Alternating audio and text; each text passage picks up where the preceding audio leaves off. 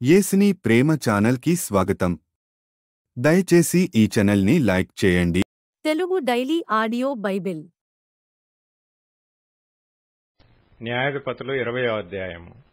అంతట ఇశ్రాయేలీలందరూ బయలుదేరి దాను మొదలుకొని బెయేర్షెబా వరకును గిలాదు దేశము వరకును వారి సమాజము ఏక మనస్సు కలిగి మిస్పాలో యెహోవా సన్నిధిని కూడెను. దేవుని జన సమాజమునకు చేరిన వారు ఇశ్రాయేలీల గోత్రములన్నిటికీ పెద్దలుగానున్నవారై కత్తిదూయు 4,00,000 కాలుబలము కూడుకొనిరి. ఇశ్రాయేలీలు మిస్పాకు వచ్చియున్నారని బెన్యామీనీయులు వినిరి. ఇశ్రాయేలీలు ఈ చెడుతనము ఎట్లు చేయబడెనో అది చెప్పుడని అడుగగా, చంపబడిన స్త్రీ పెనిమిటి అయిన లేవీయుడు ఉత్తరమిచ్చినదేమనగా, బెన్యామీనీయుల గిబియాలో రాత్రి బస చేయుటకై నేనును నా ఉపపత్నియు వచ్చి ఉండగా, గిబియా వారు నా మీదికి లేచి రాత్రి నేనున్న ఇల్లు చుట్టుకొని నన్ను చంపతలచి నా ఉపపత్నిని బలవంతము చేయగా ఆమె చనిపోయెను. వారు ఇశ్రాయేలీయులలో దుష్కార్యమును వెర్రిపనిని చేసిరని నేను తెలుసుకొని నా ఉపపత్నిని పట్టుకొని ఆమెను ముక్కలుగా కోసి ఇశ్రాయేలీల స్వాస్థ్యమైన దేశమంతటికీ ఆ ముక్కలను పంపితిని. ఇదిగో ఇశ్రాయేలీలారా, ఇక్కడనే మీరందరూ కూడియున్నారు. ఈ సంగతిని గూర్చి ఆలోచన చేసి చెప్పుడనెను. అప్పుడు జనులందరూ ఏకీభవించి లేచి, మనలో ఎవడునూ తన గుడారమునకు వెళ్ళడు, ఎవడునూ ఇంటికి వెళ్ళడు. మనము గిబియా ఎడల జరిగింపవలసిన దానిని నెరవేర్చుటకై చీట్లు వేసి దాని మీదికి పోదుము. జనులు బెన్యామీనీయుల గిబియాకు వచ్చి ఇశ్రాయేలీలలో జరిగిన వెర్రితనము విషయమై పగ తీర్చుకొనుటకు వెళ్ళువారి కొరకు ఆహారము తెచ్చుటకై మనము ఇశ్రాయేలీల గోత్రములన్నిటిలో 110 మంది మనుష్యులను, 1000కి 100 మందిని, 10,000కు 1000 మందిని ఏర్పరచుకొందము రండని చెప్పుకొనిరి. కాబట్టి ఇశ్రాయేలీలందరూ ఒక్క మనుష్యుడైనట్టుగా ఏకీభవించి ఆ ఊరి వారితో యుద్ధము చేయుటకు కూడిరి. ఇశ్రాయేలీలు బెన్యామీనీయులందరి యొద్దకు మనుషులను పంపి, మీలో జరిగిన ఈ చెడుతనమేమిటి? గిబియాలోనున్న ఆ దుష్టులను అప్పగించుడి, వారిని చంపి ఇశ్రాయేలీలలో నుండి దోషమును పరిహరింప చేయుదుమని పలికింపగా, బెన్యామీనీయులు తమ సహోదరులగు ఇశ్రాయేలీల మాట విననొల్లక యుద్ధమునకు బయలుదేరవలెనని తమ పట్టణములలో నుండి వచ్చి గిబియాలో కూడుకొనిరి. ఆ దినమున బెన్యామీనీయులు తమ జనసంఖ్యను మొత్తము చేయగా 700 మంది అయిన గిబియా నివాసులు కాక, కత్తిదూయ సమర్థులై పట్టణమున నుండి వచ్చిన వారు 26,000 మంది అయిరి. ఆ సమస్త జనములో నేర్పరచబడిన 700 మంది ఎడమచేతి వాటము గలవారు. వీరిలో ప్రతివాడును గురిగానుంచబడిన తల వెంట్రుక మీదికి వడిసెల రాయి తప్పక విసరగలవాడు. బెన్యామీనీయులు గాక ఇశ్రాయేలీలలో ఖడ్గము దూయు 4,00,000 మంది లెక్కింపబడిరి. వీరందరూ యోధులు. వీరు లేచి బేతెలకు పోయి ఇశ్రాయేలీలు బెన్యామీనీయులతో చేయవలసిన యుద్ధమునకు మాలో ఎవరు ముందుగా వెళ్లవలెనని దేవుని యొద్ద మనవి చేసినప్పుడు, యెహోవా యూదా వంశస్థులు ముందుగా వెళ్లవలెనని సెలవిచ్చెను. కాబట్టి ఇశ్రాయేలీలు ఉదయముననే లేచి గిబియాకు ఎదురుగా దిగిరి. ఇశ్రాయేలీలు బెన్యామీనీయులతో యుద్ధము చేయ బయలుదేరినప్పుడు ఇశ్రాయేలీలు గిబియా మీద పడుటకు యుద్ధ పంక్తులు తీర్చగా, బెన్యామీనీయులు గిబియాలో నుండి బయటికి వచ్చి ఆ దినమున ఇశ్రాయేలీలలో 22,000 మందిని నేలకూర్చిరి. అయితే ఇశ్రాయేలీలు ధైర్యము తెచ్చుకొని తాము మొదట ఎక్కడ యుద్ధ పంక్తి తీర్చిరో ఆ చోటనే మరలా యుద్ధము జరగవలెనని తమను తాము యుద్ధ పంక్తులుగా తీర్చుకొనిరి. మరియు ఇశ్రాయేలీలు పోయి సాయంకాలం వరకు యెహోవా ఎదుట ఏడ్చుచు, మా సహోదరులైన బెన్యామీనీయులతో యుద్ధము చేయుటకు తిరిగి పోదుమా అని యెహోవా యొద్ద విచారణ చేయగా, యెహోవా వారితో యుద్ధము చేయబోవుడని సెలవిచ్చెను.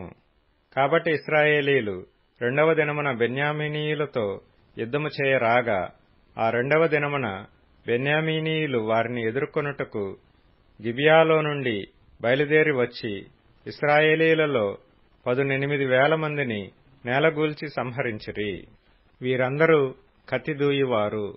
అప్పుడు ఇశ్రాయేలీలందరును జనులందరునూ పోయి బేతేలును ప్రవేశించి ఏడ్చుచు సాయంకాలము వరకు అక్కడ యెహోవా సన్నిధిని కూర్చుండుచు ఉపవాసముండి దహన బలులను సమాధాన బలులను యెహోవా సన్నిధిని అర్పించిరి. ఆ దినములలో యెహోవా నిబంధన మందసము అక్కడనే యుండెను. అహరోను మనుమడును ఎలియాజరు కుమారుడునైన ఫీనెహాసు ఆ దినములలో దాని ఎదుట నిలుచువాడు. ఇశ్రాయేలీలు మరలా మా సహోదరులైన బెన్యామీనీయులతో యుద్ధమునకు పోదుమా మానుదమా అని యెహోవా యొద్ద విచారణ చేయగా, యెహోవా, వెళ్ళుడి, రేపు నీ చేతికి వారిని అప్పగించెదనని సెలవిచ్చెను. అప్పుడు ఇశ్రాయేలీలు గిబియా చుట్టూ మాటుగాండ్రను పెట్టిరి. 3వ దినమున ఇశ్రాయేలీలు బెన్యామీనీయులతో యుద్ధమునకు పోయి మునుపటి వలె గిబియా వారితో యుద్ధము చేయుటకు సిద్ధపడగా, బెన్యామీనీయులు వారిని ఎదుర్కొనుటకు బయలుదేరి పట్టణములో నుండి తొలగి వచ్చి మునుపటి వలె ఇశ్రాయేలీలలో గాయపరచబడిన వారిని ఇంచుమించు 30 మంది మనుషులను రాజమార్గములలో చంపుచూ వచ్చిరి. ఆ మార్గములలో ఒకటి బేతెలుకును ఒకటి పొలములోనున్న గిబియాకును పోవుచున్నవి. బెన్యామీనీయులు మునుపటి వలె వారు మన ఎదుట నిలవలేక కొట్టబడి ఉన్నారని అనుకొనిరి. గాని ఇశ్రాయేలీలు మనము పారిపోయి వారిని పట్టణములో నుండి రాజమార్గములలోనికి రాజేయుదము రండని చెప్పుకొని ఇండిరి. ఇశ్రాయేలీలందరూ తమ చోట నుండి లేచి బయల్తామారులో తమను తాము యుద్ధమునకు సిద్ధపరచుకొనబోగా, ఇశ్రాయేలీల మాటుగాండ్రును తమ చోటు నుండి గిబియా బట్టబయటి మార్గమునకు త్వరగా వచ్చిరి. అప్పుడు ఇశ్రాయేలీలందరిలో నుండి ఏర్పరచబడిన 10,000 మంది గిబియాకు ఎదురుగా వచ్చినందున కఠిన యుద్ధము జరిగెను. అయితే తమకు అపాయము తటస్థమైనదని బెన్యామీనీయులకు తెలియలేదు. అప్పుడు యెహోవా ఇశ్రాయేలీల చేత బెన్యామీనీయులను హతము చేయించెను. ఆ దినమున ఇశ్రాయేలీలు బెన్యామీనీయులలో 25,100 మంది మనుషులను చంపిరి. వీరందరూ కత్తిదూయువారు. బెన్యామీనీయులు జరుగుదాని చూచి తమకు అపజయము కలిగినదని తెలుసుకొనిరి. ఇశ్రాయేలీలు తాము గిబియా మీద పెట్టిన మాటుగాండ్రను నమ్మి బెన్యామీనీయులకు స్థలమిచ్చిరి. మాటునున్నవారు త్వరపడి గిబియాలో చొరబడి కత్తివాతను ఆ పట్టణములోని వారినందరినీ హతము చేసిరి. ఇశ్రాయేలీలకును మాటుగాండ్రకును నిర్ణయమైన సంకేతమొకటి ఉండెను. అదేదనగా, వారు పట్టణములో నుండి పొగ గొప్ప మేఘము వలె లేచునట్లు చేయుటయే. ఇశ్రాయేలీలు యుద్ధము నుండి వెనుక తీసి తిరిగినప్పుడు బెన్యామీనీయులు, వీరు మొదటి యుద్ధములో అపజయమొందినట్లు మన చేత ఓడిపోవుదురు గదా అనుకొని చంపనారంభించి ఇశ్రాయేలీలలో ఇంచుమించు 30 మంది మనుషులను హతము చేసిరి. అయితే పట్టణము నుండి ఆకాశము తట్టు స్తంభ రూపముగా పొగ పైకి లేవనారంభింపగా బెన్యామీనీయులు వెనుక తట్టు తిరిగి చూచిరి. అప్పుడు ఆ పట్టణమంతయు ధూమమయమై ఆకాశమునకెక్కుచుండెను.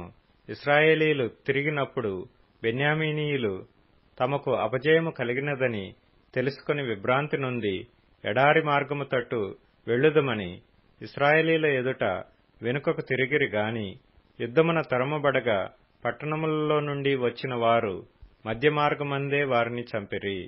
ఇశ్రాయేలీలు బెన్యామీనీయులను చుట్టుకొని తరిమి తూర్పు దిక్కున గిబియాకు ఎదురుగా వారు దిగిన స్థలమున వారిని త్రొక్కుచుండిరి. అప్పుడు బెన్యామీనీయులలో 18,000 మంది మనుషులు పడిపోయిరి. వీరందరూ పరాక్రమవంతులు. అప్పుడు మిగిలిన వారు తిరిగి ఎడారిలోనున్న రిమ్మోను బండకు పారిపోగా, వారు రాజమార్గములలో చెదిరియున్న 5,000 మంది మనుషులను చీలదీసి గిదోము వరకు వారిని వెంటాడి తరిమి వారిలో 2,000 మందిని చంపిరి. ఆ దినమున బెన్యామీనీయులలో పడిపోయిన వారందరూ కత్తిదూయు 25,000 మంది. వీరందరూ పరాక్రమవంతులు. 600 మంది తిరిగి ఎడారిలోనున్న రిమ్మోను కొండకు పారిపోయి రిమ్మోను కొండ మీద 4 నెలలు నివసించిరి. మరియు ఇశ్రాయేలీయులు బెన్యామీనీయుల మీదికి తిరిగి వచ్చి పట్టణవాసులనేమి పశువులనేమి దొరికిన సమస్తమును కత్తివాత హతము చేసిరి. ఇదియు కాక వారు తాము పట్టుకొనిన పట్టణములన్నిటినీ అగ్నిచేత కాల్చివేసిరి. న్యాయాధిపతులు 21వ అధ్యాయము. ఇశ్రాయేలీయులు తమలో ఎవడనూ తన కుమార్తెను బెన్యామీనీయునికియ్యకూడదని మిస్పాలో ప్రమాణము చేసుకునియుండిరి. ప్రజలు బేతేలుకు వచ్చి దేవుని సన్నిధిని సాయంకాలము వరకు కూర్చుండి, యెహోవా, ఇశ్రాయేలీయుల దేవా, నేడు ఇశ్రాయేలీయులలో ఒక గోత్రము లేకపోయెను. ఇది ఇశ్రాయేలీయులకు సంభవింపనేలా అని బహుగా ఏడ్చిరి. మరునాడు జనులు వేకువనే లేచి అక్కడ బలిపీఠమును కట్టి దహన బలులను సమాధాన బలులను అర్పించిరి. అప్పుడు ఇశ్రాయేలీయుల గోత్రములన్నిటిలో మిస్పాలో యెహోవా పక్షమున రాకపోయిన వారెవరని విచారించిరి. ఎలయనగా అట్టి వారికి నిశ్చయముగా మరణశిక్ష విధింపవలనని ఖండితముగా ప్రమాణము చేసియుండిరి. ఇశ్రాయేలీయులు తమ సహోదరులైన బెన్యామీనీయులను గూర్చి పశ్చాత్తాపపడి, నేడు ఒక గోత్రము ఇశ్రాయేలీయులలో నుండకుండా కొట్టివేయబడి ఉన్నది. మిగిలియున్న వారికి భార్యలు దొరుకునట్లు మనము మన కుమార్తెలను వారికి పెండ్లి చేయమని యెహోవా తోడని ప్రమాణము చేసితిమి కదా, వారి విషయంలో ఏమి చేయగలము అని చెప్పుకొనిరి. మరియు వారు ఇశ్రాయేలీయుల గోత్రములలో యెహోవా పక్షమున మిస్పాకు రానిది ఏదని విచారింపగా, సమాజమునకు చేరిన యాబేష్గిలాదు నుండి సేనలోనికి ఎవడనూ రాలేదని తేలెను. జనసంఖ్య చేసినప్పుడు యాబేష్గిలాదు నివాసులలో ఒకడునూ అక్కడ ఉండలేదు. కాబట్టి సమాజపు వారు పరాక్రమవంతులైన 12,000 మంది మనుష్యులను పంపించి, మీరు పోయి స్త్రీలనేమి పిల్లలనేమి యాబేష్గిలాదు నివాసులనందరినీ కత్తివాతను హతము చేయడి. మీరు చేయవలసినదేమనగా ప్రతి పురుషుని పురుష సంయోగము నెరిగిన ప్రతి స్త్రీని నశింపచేయవలనని చెప్పిరి.